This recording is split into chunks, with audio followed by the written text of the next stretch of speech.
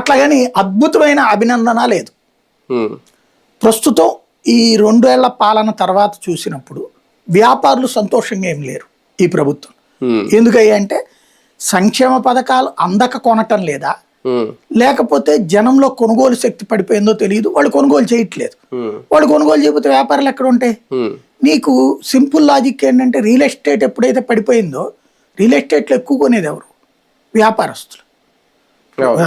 మామూలు మనకి ఒక ఫ్లాట్ ఒక ఇల్లు జీవితంలో ఒకటే కోరుకుంటాం, అంతే అండి. అంతే తప్పించి 10 ఎకరాలు కొందాం, 5 ఎకరాలు కొందాం, 4 ఇళ్ళు కొందాం, 6 ఇళ్ళు కొందాం అనుకో. మనం వ్యాపారస్తులు అయితే కనుక ఒకటి పడి ఉంటుందిలే మనకి, మన తర్వాత తరాల వాళ్ళకి ప్రాపర్టీ అని అక్కడ కొంత అక్కడ కొంత కొంటుంటాడు. డబ్బులు చేతిలో ఉన్నప్పుడు కొని పడేసి పక్కన పెట్టుకుంటే ఒకవేళ ప్రాబ్లం వచ్చిన రోజు అమ్ముకుని మళ్ళీ మనం సెట్ చేసుకోవచ్చు అనుకుంటాడు. వ్యాపారస్తుడి దగ్గర డబ్బు లేదు కాబట్టి నీకు అమరావతిలో రియల్ ఎస్టేటే నడవట్లేదు. నువ్వు ఇంకెక్కడికో వెళ్ళక్కర్లా.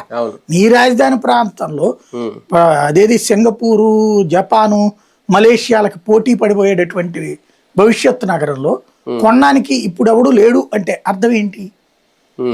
ఇక్కడ వ్యాపారస్తుడి చేతిలో పైసలు లేవు. పైసలు లేని వ్యాపారస్తుడు అబ్బా నాకు జగన్ దుర్మార్గుడు, మా చంద్రబాబు నాయుడు దేవుడు, ఈయన ఉంటే చాలు నాకు వ్యాపారం లేకపోయినా అనుకుంటాడా? ప్రాక్టికల్గా మాట్లాడితే లేదు అక్కడ. అదే సందర్భంలో ఉద్యోగులకు సంబంధించి ఒక సెక్షన్ ఆఫ్ ఉద్యోగులు సంతృప్తితో ఉన్నారు. ఎవరయ్యా అంటే ఈ మొన్న సిపిఎస్ పర్మనెంట్ అయిన వాళ్ళు.